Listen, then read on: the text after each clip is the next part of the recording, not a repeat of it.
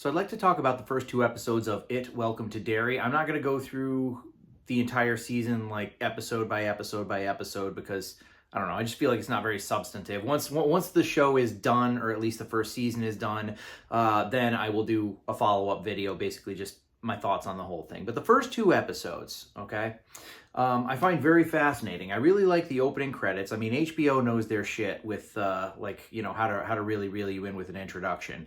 But the thing that I like about the opening is there are a lot of hints to things that have happened in the book. Now, those of you familiar with this channel who've been following it for a long time, you know how I feel about the new It movies. As a fan of the book, I vastly prefer the Tim Curry version. Not to say that I didn't like It Chapter 1. It Chapter 2 was mediocre, okay? And a lot of people have the criticism that the problem is the kids part of the story is interesting and the adults part of the story is kind of lame. But I still say to this day, there has yet to be a fair adaptation of the book which tells the story of the kids and the adults kind of side by side. It bounces back and forth from 1958 to 1985, back and forth, back and forth. At the end of the book, when they're all going down into the sewer, like they switch off the chapters. Like one chapter they're going down as adults, one chapter they're going down as kids. So you don't get the full story, past or present, until the very end of the book. And if they do that, I mean, the problem is you basically do have to film two separate movies. You have to film one movie with kids and one movie with adults and then edit it together. And that's probably really expensive. I mean, it's a hell of an investment and a major pain in the ass, all right? But even It Chapter 1, I was a little bit, at least initially, I was a little bit disappointed by, because, you know, the possibilities of making an R-rated version of It, you know, where you can take some of the gross stuff, not all the gross stuff from the book, you know, and kind of adapt it on screen is, you know, it's very promising. It's like, and I think that a lot of Stephen King fans were really kind of pumped about it. And in terms of the characters, save Mike Hanlon, we'll get back to that later. But in terms of the characters, I mean, they are all very well represented. It's just the fact that they took so many damn liberties with things, you know, like, yes, the house on Neibolt Street, they included that. Yes, they included the leper. These are all things from the book. But in terms of like what happens with those things, completely different, complete and total reimagining, okay? And It Chapter 2, I went in kind of prepared. I'm like, okay, go and enjoy yourself. Like, it's not going to be terribly accurate to the book, but give it a shot. And I think that the casting across the board was very inspired. You know, James McAvoy is Bill Denborough. I don't know the actor's name who plays Eddie, but that kid looks like he could have grown into that man. Bill Hader as Richie Tozier. Oh my God, I can't think of better casting than that. And even, oh God, what's her name? Jessica Chastain as adult Beverly Marsh. Perfect. Like, the casting across the board was perfect. The problem is there was so much damn humor shoehorned into it, and I don't mind like a horror movie that balances the humor with the horror, you know, somewhat well. But this movie, there were a lot of scenes that had the potential to be very horrific that were just completely ruined by humor. All right. So, sorry, this is supposed to be a review for Welcome to Derry, all right? So, Chapter 1, or the first episode, okay, right off the bat, really like it, okay? And I've gone into it kind of prepared this time where, like, I'm not expecting it to be fully, accurate to the book, as it were, but, like, I'm just like, okay, just experience it for what it is, and I think that they've nailed the right atmosphere. It does have humor, it does have kid kind of humor in it, but it doesn't overshadow any of the horrific things. In fact, I would say that It Welcome to Derry cranks it up to 11. There's some really gruesome shit in this show, and I am all about it, okay? And the first episode, I really love the fact that they throw you for such a loop, because, and I'm not going to get into super specifics here, but the way that episode ends is like, you almost forget for a second that you're not watching like the Losers Club and everything like that. This is taking elements of shit that's already happened. No matter what happens, no matter who survives, they're not going to defeat it in this show, which I think is cool. All right. Now, on to Mike Hanlon.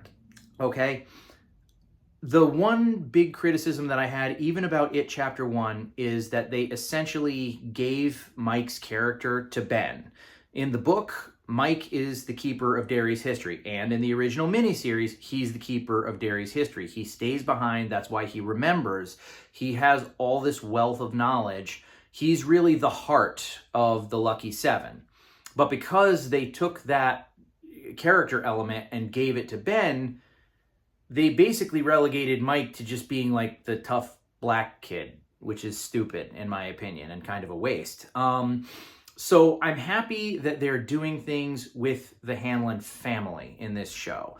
I'm also curious because they have introduced Dick Halloran as a character. And for those of you who've read the book, you know the story of the black spot, all right? And that's what this show is supposed to be. It's supposed to take the Derry interludes from the book and basically bring them to screen with, you know, Andy Muschietti, little twists and turns and his own little nightmarish demons, some of which are pretty creepy, by the way.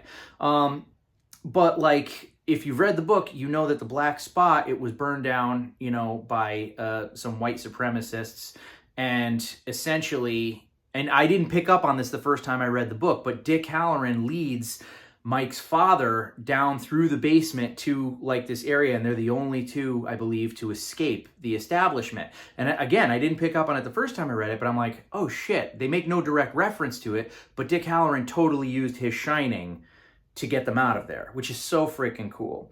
And, you know, when you watched the trailer for the first It and you see the hands coming out of the burning room, you're like, oh shit, that's the black spot. No, they just kind of kill Mike Hanlon's parents off screen in a fire that happens at their apartment. But Mike Hanlon's grandfather is a predominant character in this show, and he's already experienced a bit of racism in the first couple of episodes.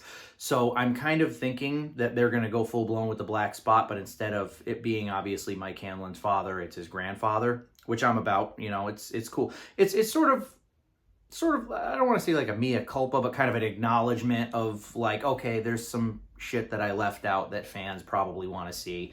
You know, and the interesting thing is, and the way the second episode leaves off for what they're searching for, let's just put it that way, I'm a little bit curious about what it is that they pulled out there, because initially I thought that it was going to be like it's, you know, crash landing spot or whatever, and it may very well be. I don't know yet, you know, but I'm intrigued to find out. But given the way they ended the first episode, okay, and there was part of me that was like, I wonder if that's going to wind up being a dream sequence. And then I was like, nah, that would be a total cop-out if they did that. And I'm happy to say that it was not a dream sequence. It did really happen. So the stakes are very much real, all right? And they've changed things enough that, you know, you can honest to godly like watch the show and really kind of be on edge, like, oh shit, who's going to make it, who's not.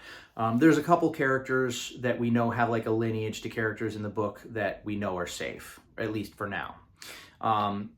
That being said, you know, it's a great setup. And the thing that I like about this is, at least according to what I've heard, they're going to do 3 seasons of It Welcome to Derry that go backwards in time. And that is just brilliant. You know, I think that it'll be a great way to kind of take more. There's so much in that story. That book is like freaking this thick, dude. It's like the Holy Bible. It's huge. There's nothing holy about it, but it's a huge book, you know? There's so much information, so much history, so much like character development, and just it's amazing. I mean, it apparently took Stephen King 4 years to write, and I'm not at all surprised by that. But anyhow, It Welcome to Derry, is it like crazy accurate to the book? No, not in the slightest, but it does take elements from the book. I do like that.